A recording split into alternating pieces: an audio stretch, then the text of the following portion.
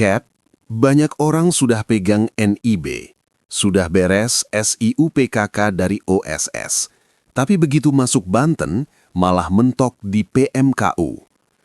Masalahnya bukan sekadar upload dokumen. Di lapangan, ada gatekeeping administratif yang paling sering bikin proses berhenti. Di KSOP kelas 1 Banten, akses PMKU sangat dipengaruhi syarat de facto, keanggotaan aktif asosiasi. Pilih salah satu, INSA atau ISAA. Tanpa sertifikat keanggotaan itu, perusahaan yang sudah punya NIB dan SIUPKK bisa tetap tidak bisa jalan karena tidak bisa mengakses layanan di Inaportnet lokal Banten. Jadi di video ini, saya susun alurnya yang benar. Targetnya bukan cuma SIUPKK terbit, tapi sampai PMKU approved dan akun operasional bisa dipakai.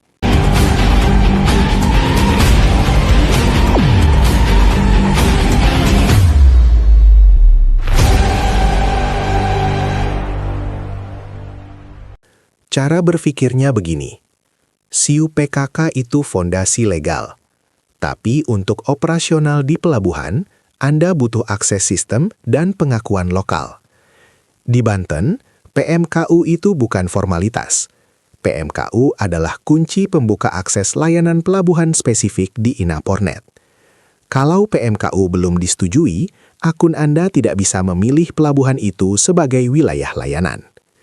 Makanya, alur yang aman adalah SIUPKK beres, keanggotaan asosiasi beres, lalu PMKU beres, baru aktivasi user operasional. Kalau kita rujuk kerangka regulasi nasional, ada beberapa poin penting. 1. Undang-Undang Nomor 17 Tahun 2008 tentang Pelayaran, yang menegaskan kegiatan usaha jasa terkait pelayaran wajib berizin dan Syah Bandar adalah otoritas tertinggi keselamatan di pelabuhan. 2. Peraturan Menteri Perhubungan PM 65 Tahun 2019 yang mengatur penyelenggaraan dan pengusahaan keagenan kapal termasuk persyaratan teknis, ruang lingkup, dan kompetensi tenaga ahli.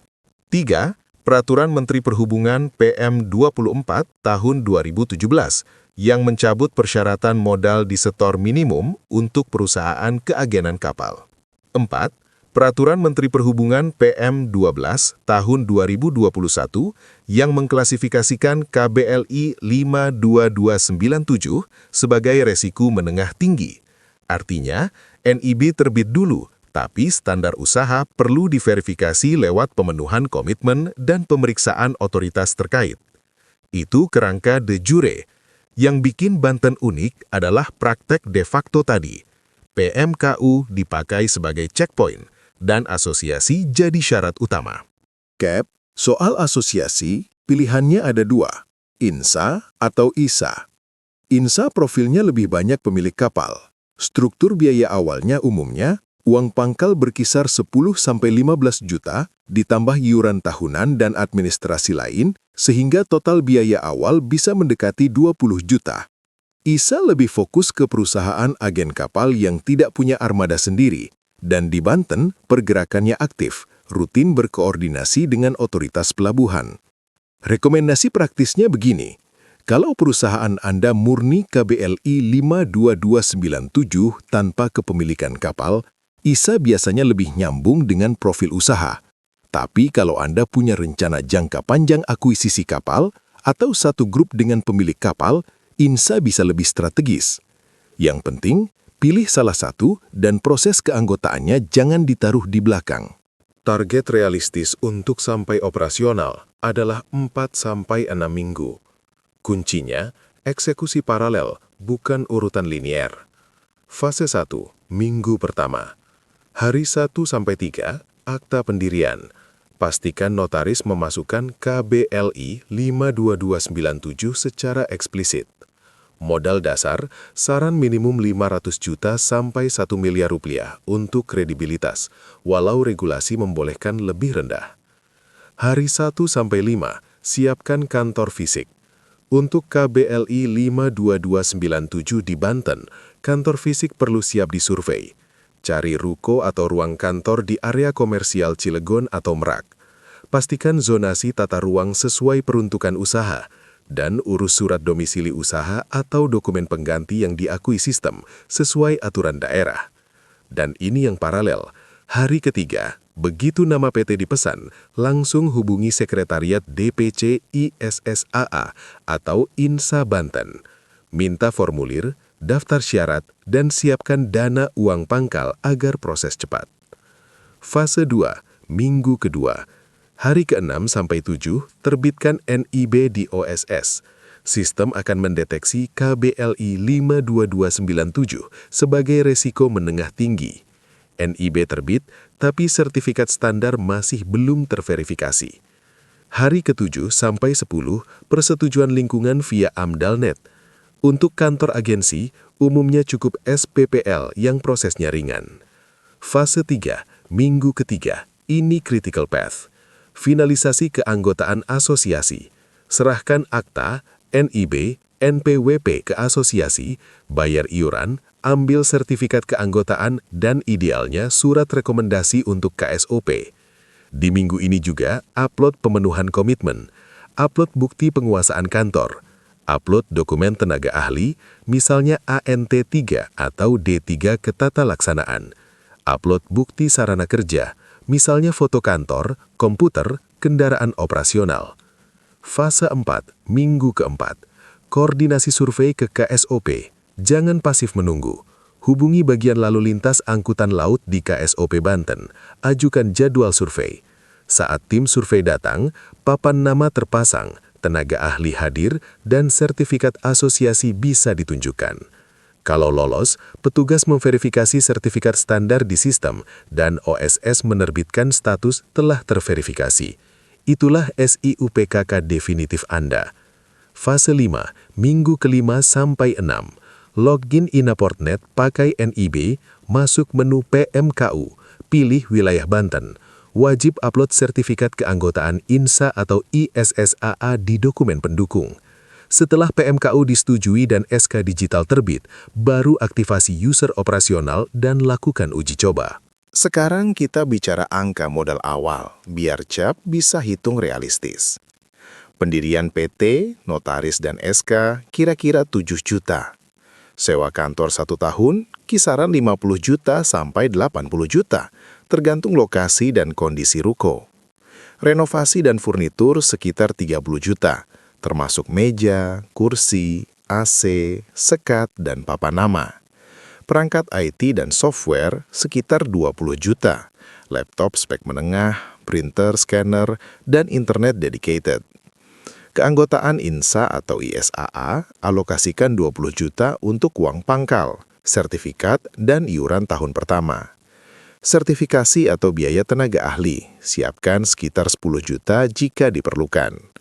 Biaya tak terduga sekitar 15 juta untuk transport pengurusan, legalisir, dan kebutuhan awal. Total estimasi capex 152 juta sampai 182 juta. Dan yang praktis, siapkan buffer dana 20% di atas angka itu supaya napas keuangan lebih longgar saat eksekusi. Berikutnya, OPEX, biaya bulanan. Untuk tim kecil 3 orang, 1 Ops Manager, 2 boarding officer, gaji sekitar 25 juta per bulan. Operasional kantor, listrik, air, internet, ATK, sekitar 5 juta. Transport dan BBM, sekitar 7 juta karena mobilitas boarding tinggi. Marketing dan networking, sekitar 5 juta. Total OPEX, 42 juta per bulan. Sekarang pendapatan patokan pasar Banten. Untuk kapal asing tipe tram vessel, agency fee umumnya 1.500 sampai 2.500 dolar Amerika per call. Untuk kapal domestik, tarifnya jauh lebih rendah, sekitar 5 juta sampai 10 juta per call. Dengan OPEX 42 juta, minimal yang dibutuhkan untuk nutup biaya operasional adalah 2 kapal asing per bulan, atau 5 sampai 6 kapal domestik per bulan. Itu baru nutup OPEX, belum bicara balik modal CAPEX. Ada tambahan potensi dari jasa husbandry, misalnya pengurusan kru, markup visa dan transport, suplai air bersih, dan handling fee suku cadang. Ini bisa menyumbang 20-30% tambahan pendapatan. CAP, izin beres itu baru start. Di Banten, ada beberapa realitas operasional yang wajib Anda antisipasi sejak awal. 1. Congestion dan waiting time. Di Ciwandan dan Cigading, saat puncak atau cuaca buruk, antrean sandar bisa 2-7 hari. Peran agen di sini, proaktif monitor jadwal dan update prinsipal dengan rapi. 2. Demurrage.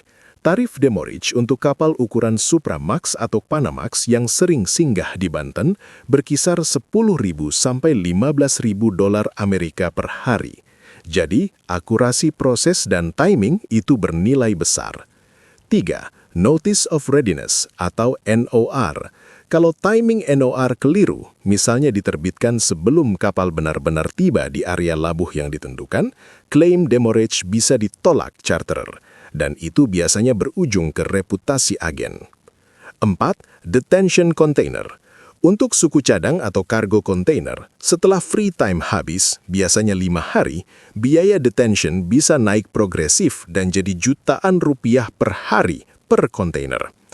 5. Cuaca Selat Sunda dan keamanan. Musim barat bisa gelombang tinggi, mengganggu operasi tug dan pilot, bahkan bisa ada penutupan sementara. Dan Pelabuhan Banten menerapkan ISPS Code ketat, jadi akses kru asing dan teknisi perlu koordinasi keamanan yang rapi.